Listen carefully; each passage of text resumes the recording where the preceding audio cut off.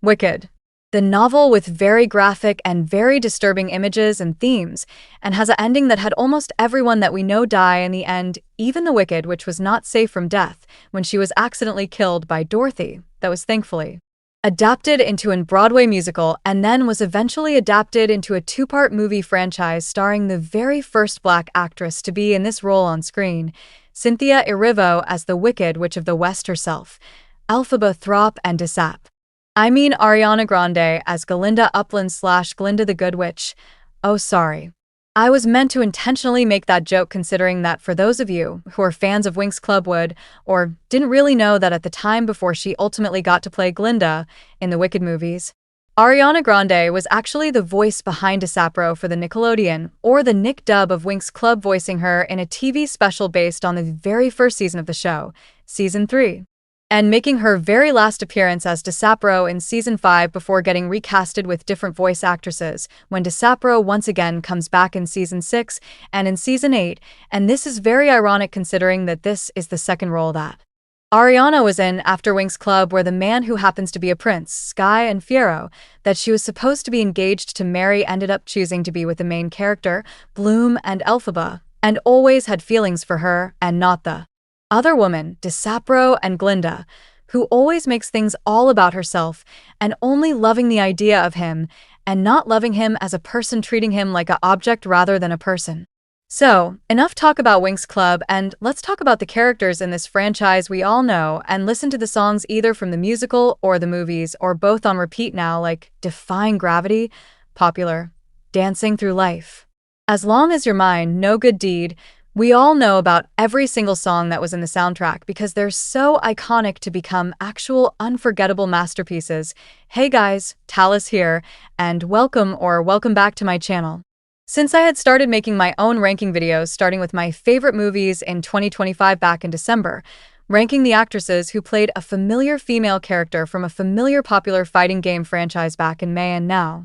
a morality ranking where I ranked the characters from the Wicked movies from most heroic, pure good, to, well, wicked evil. And the reason why I had to come up with this idea for this type of ranking video was from watching videos from Wicked Binge, especially because I loved the way they rank the characters and villains from media from good to evil, or for the villains from evil, least evil, and most evil, pure evil, and I instantly got inspired by their content. And here's a disclaimer for you. Instead of ranking all of the characters at once,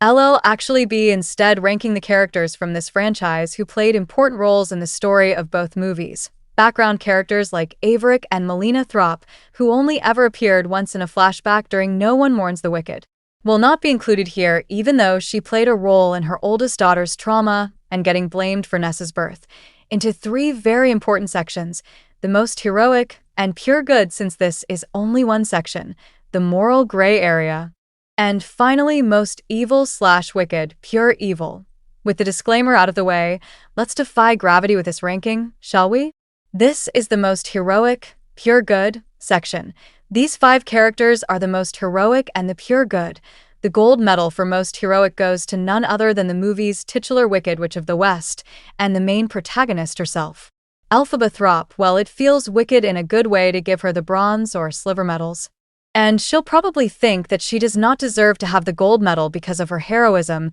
and her always caring about the animals of Oz, because of her being raised by a literal mama bear for a nanny. I'll talk about her later,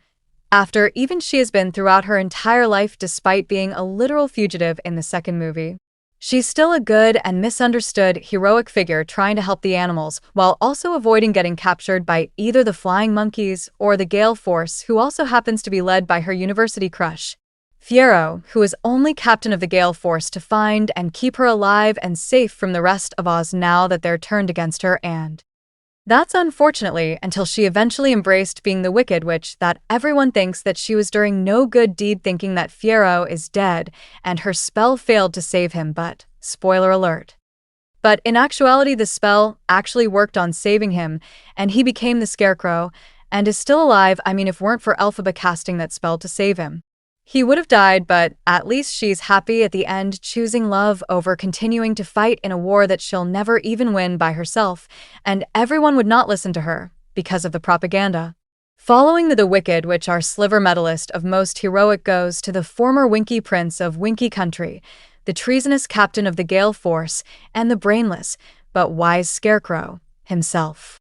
Fiyero Tigelaar. Ever since we first met this guy in the first movie, we all thought that he was going to bully and mock poor Elphaba because of green skin, considering that she has already been through enough. But no, suddenly he's being nice to her? So, apparently because they casted Jonathan Bailey as Fiyero, they basically changed his entire character from an arrogant and dumb jock and being a jerk towards Elphaba, dismissing her in the musical, to here he's a real good guy and actually treats Elphaba like a person rather than a scapegoat to pin the blame on, and what changed his point of view of the world and fall deeply in love with our beautiful green bean? Well, the incident with Dr. Dillamond and the lion cub and Elphaba being able to see the real him is what changed his entire life forever, which led to the events of the second movie, where he became the captain of the literal military police force that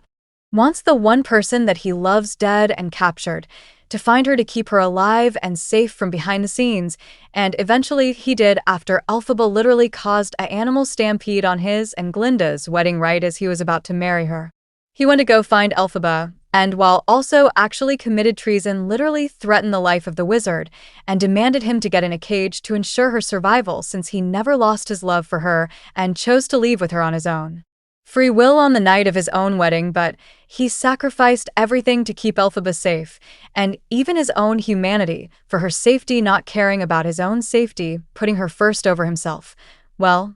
Glinda, take some notes from him. The bronze medal of pure good goes to both Elphaba's goat professor, Dr. Dillamond, and her mama bear nanny Dulcibert, before Fiyero really showed Elphaba what love really is while treating her like an actual human being. Dulcibert was the first animal to care for Elphaba, even though she was only seen in a flashback during No One Mourns the Wicked. She was the catalyst for Elphaba's cause for the animals because of her being raised by Dulcibert. Luckily, she was in the second movie and got to reunite with her little one before the cowardly lion had to rudely ruin it during No Place Like Home. And as for Dr. Dillamond, he was the first animal to see Elphaba as a friend after she helped him with his poppies, since they were also her favorite flowers, after seeing the words, "Animals should be seen and not heard," on his chalkboard, and poor Dillamond was fired for speaking out against the injustice because animals are no longer allowed to teach in Shiz University, and was not seen again until the second movie made his fate even worse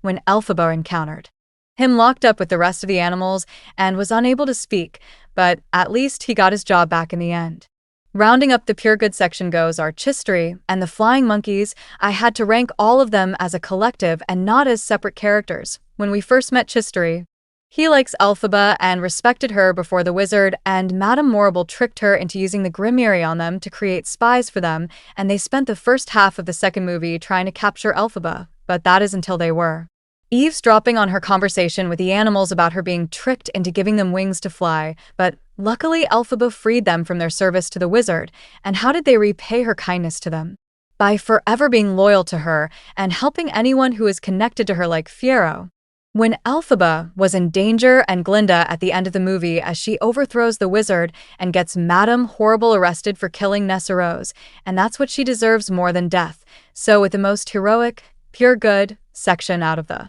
way, let's rank the characters from the moral gray area. Welcome to the moral gray area. The first character who is on the moral gray chopping block is none other than the good witch Glinda. Well, she is a complex character who is either good or wicked despite having good intentions, as she starts out the first movie hating and loathing the ever-loving Christ out of Elphaba after she was chosen as Madame Horribleness' favorite student to teach in her studies of sorcery, until Glinda befriended Elphaba in the Ozdis ballroom after literally getting the poor girl humiliated in front of everyone while she wearing the hat that she gave her to attend the Ozdis to actually prank her without, or with some actual remorse to boot. She always makes things all about herself, treated Fiyero like he is an object.